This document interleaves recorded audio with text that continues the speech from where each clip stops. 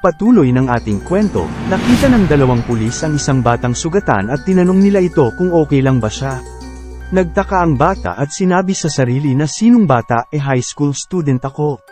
Tinanong ng mga gwardya kung ano ang nangyari sa kanyang ulo. At bigla naalala ng bata na pinalo siya ng isang taong nakaitim kaya masakit ang likuran at ulo nito. Kaya tumawag sa radyo ang mga pulis para ipaalam ang nangyari. Habang tumatawag sa telepono ang mga pulis ay dito tumakas ang bata sa kanila. Samantala sa Mori Detective Agency, naabutan ni Ran ang isang tambak ng basura ng kanyang ama. Kaya sinabihan niya ito nang kaya siya hindi makakuha ng trabaho dahil sa mga ginagawa nito. Sa kanilang pag-uusap ay tinanong ni Detective Mori kung nasan si Shinichi. At sinagot naman siya ni Ran na kasama niya ito bago umalis ng amusement park pero nauna umalis si Shinichi at iniwan siya nito. Sa gabi habang patuloy ang malakas na ulan sa pagtakbo ng bata siya ay biglang huminto at laking gulat niya nang makita sa harap ng salamin ang pagbabago sa kanyang katawan. Biglang naisip ni Shinichi ang dahilan nito ay ang gamot na ginamit at ipinainom sa kanya ng lalaking may mahabang buhok. Samantala sa bahay ni Shinichi habang pinipilit buksan ang bahay ng kanyang gate ay nakarinig siya ng pagsabog. Ito pala ay si Professor Agasa. Kaya pinuntahan ni Shinichi si Professor at sinubukan itong magpakilala ngunit nung una ay hindi naniwala ang Professor kaya pinatunayan niya ito. Ang iyong pangalan ay Hiroshi Agasa at ikaw ay 52 taon gulang na. Isa kang sira-sira na inventor at sinasabing ikaw ay isang henyo, ngunit lahat ng iyong ginagawa ay basura. Bigkas ni Shinichi, may nunal ka din sa puwitan mo na may nakalabas na buhok. Dagdag pa nito, sinabi ni Professor sa kanyang sarili na si Shinichi lang ang taong nakakaalam ng mga ito. Inisip ng Professor na baka ipinagkalat ni Shinichi ang kanyang sikreto sa iba. Kaya sinabi ni Shinichi na pinilit siyang pinainom ng kakaibang pill kaya lumiit ang kanyang katawan. Pero hindi pa rin naniwala si Professor Agasa. Kaya naisipan ni Professor na dalhin na lang ang bata sa istasyon ng mga pulis.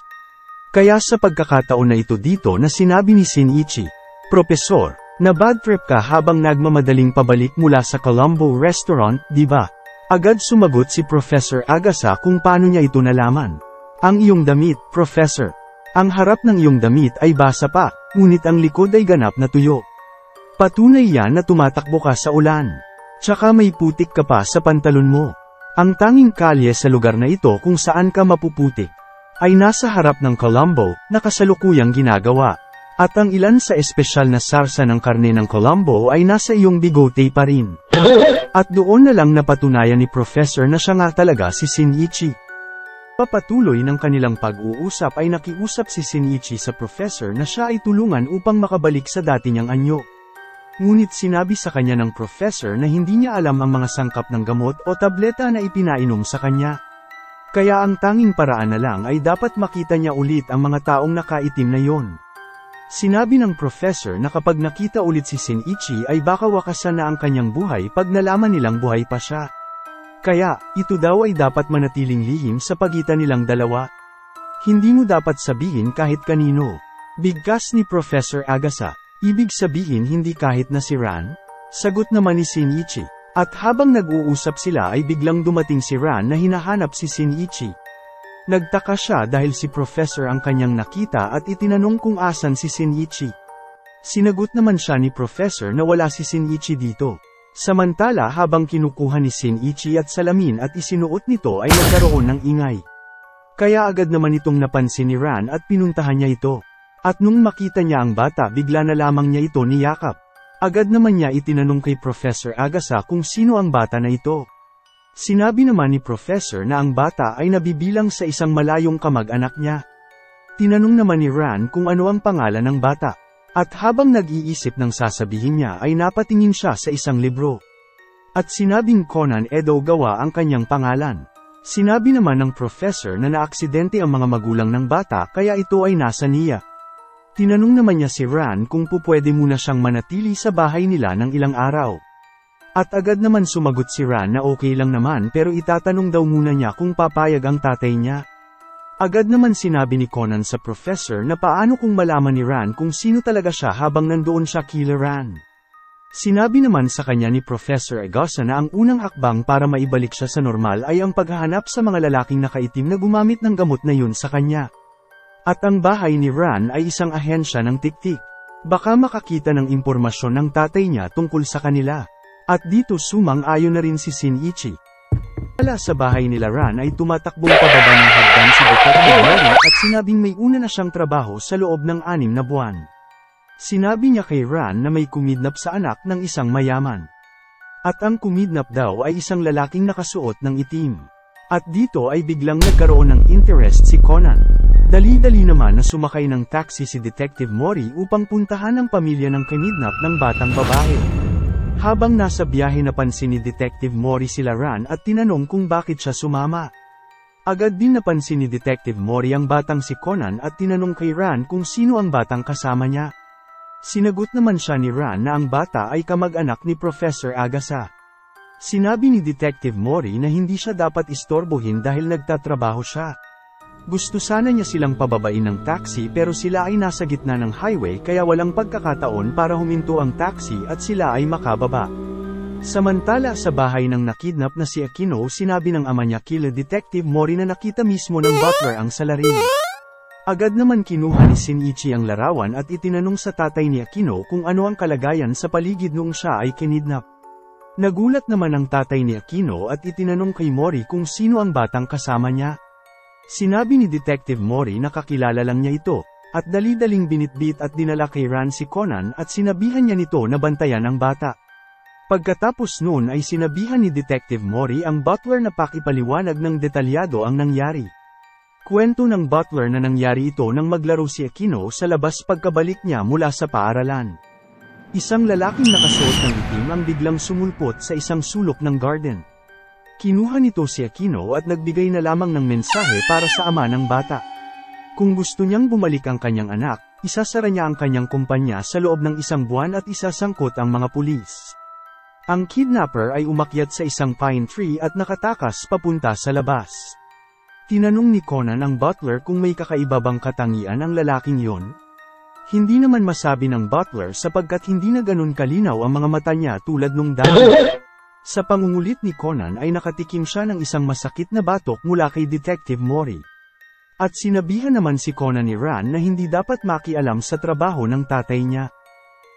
Paglalaro ni Conan ng bola ay bigla na lamang ito tumalsik, at sa pagkuha ni Conan ng bola ay may biglang lumapit na malaking aso at dinilaan siya nito at tila batuwang-tuwa ito sa ating bida. Napakabihirang para kay Jumbo na maging palakaibigan sa isang estranghero, ayon sa ama ni Akiko.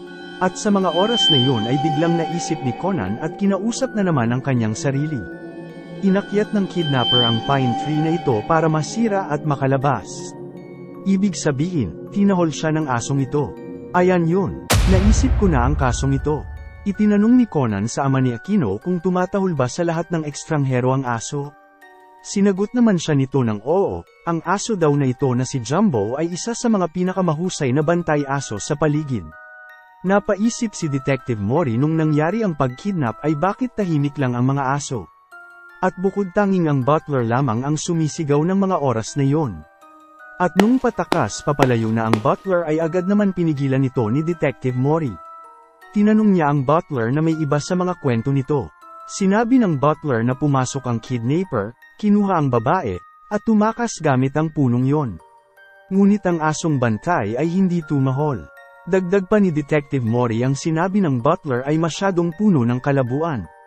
Tinanong niya ito na talaga bang may lalaking nakasuot ng itim? O ikaw mismo ang kidnapper?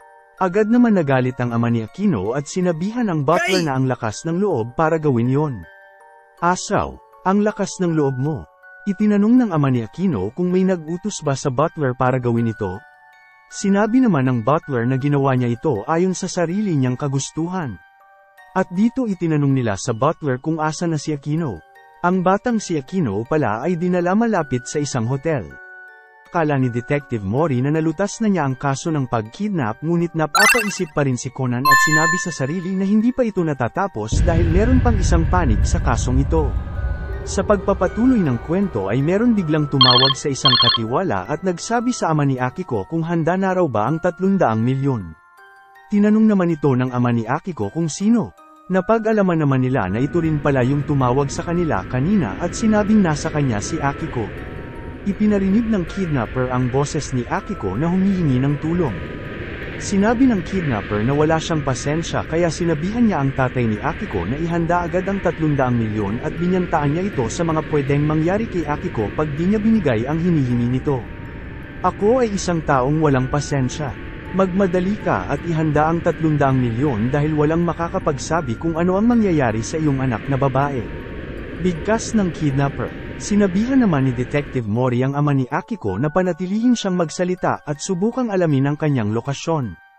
Agad naman itong narinig ng kidnapper at itinanong kung may pulis na kasama ang tatay ni Akiko. Sa pag-uusap nila ay biglang nagsalita si Akiko at sinabing nasa storeroom siya ng isang paaralan. May nakikita daw si Akiko na malaking chimnea mula sa bintana.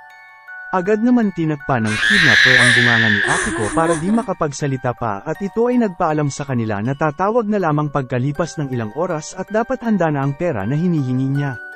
Habang tinitingnan ni Conan ang mapa ng lugar ay tinanong siya ni Ran kung ano ang ginagawa nito. Sinabi naman ni Conan na hindi pa masyadong matagal mula nang si Akiko ay makidnap kaya naisip niya na baka nasa malapit lang sila. At sumang-ayon dito si Detective Mori at sinabing, walang paraan na makakalayo siya sa isang batang babae na kasama niya. Kung lilimitahan natin ito sa kalapit na lugar ilang paaralan lang ang iiwan nito upang suriin. At dito sumakay si Conan kay Jumbo para hanapin ang chimnea na nakikita niya ay malamang na isang pabrika o isang paliguan. Mayroon lamang 5 paaralan sa lugar kung saan makikita mo ang mga chimnea. At dito inikat ni Conan at ni Jumbo ang buong paligid. Samantala sa telepono habang nag-uusap ang kidnapper at ang ama ni Akiko ay nagsalita si Conan. Agad naman nagulat ang kidnapper at hinanap siya nito. Nung makalapit ang kidnapper sa kanila ay agad naman siyang sinunggaban ng asong si Jumbo. Ngunit agad naman tumakbo paalis si Jumbo dahil pinalo siya ng baseball bat ng pangit na nilalang. Ang kidnapper ay agad kinuha ang paa ni Conan at inihagis siya nito. Sinipan ni Conan ang bola ngunit madali naman itong nasangga ng kidnapper at pinalo siya nito ng baseball bat. Napansin ni Conan na humi na rin ang kanyang pagsipa dahil sa maliit na siya. At sinabi sa sarili na kahit na mahanap niya ang mga kriminal sa kanyang mas maliit na katawan hindi niya sila mahuhuli o mabubugbog. Samantala nung akto na aagak idinilig si Conan ng kidnapper ay biglang dumating si Ran. At sinangga ng braso nito ang baseball bat. Ran ang kidnapper na nugram isang multi-combo attack at dito natalo nila ang kidnapper at naligtas nila ang batang babae na si Akiko. Sa oras na yun ay nalaman natin na si Akiko pala ang nagpa-kidnap sa kanyang sarili dahil daw laging abala ang tatay niya sa trabaho kaya hindi na siya inaalala nito. Kaya sinabihan ni Akiko ang butler na kidnapin siya ayon na rin sa kanyang kagustuhan. Sinabi naman ni Detective Mori na alam niya na ang unang pagkidnap ay isang peke. At dito naging ayos na ang lahat at nagpaalam at nagpasalamat kila Detective Mori ang ama ni Akiko. Samantala nagpaalam at nagpasalamat naman si Akiko kay Conan habang sila ay papalayo. Samantala sa loob ng kotse habang sila ay papauwi, tinanong ni Ran ang tatay niya kung ito ba ay pumapayag na alagaan nila si Conan. Oh, yeah. Sumang-ayon naman si Detective Mori dahil nakakuha siya ng trabaho sa sandaling nagpakita si Conan at pagkatapos ay nalutas pa niya ang isang kaso. At sinabi ni Detective Mori na mananatili si Conan sa kanila at ituturing bilang anak niya. At dito po nagwawakas ang ating Detective Conan Episode 2 Tagalog Recap. Sana po ay nagustuhan nyo. Maraming salamat po. Sana po ay inyong nagustuhan ang simpleng Tagalog recap na ginawa ko sa Detective Conan. Suportahan niyo po sana ang nag-uumpisa kong channel at mangyari na huwag kalimutan mag-like at mag-subscribe para sa mga susunod pa nating episode. Maraming salamat po.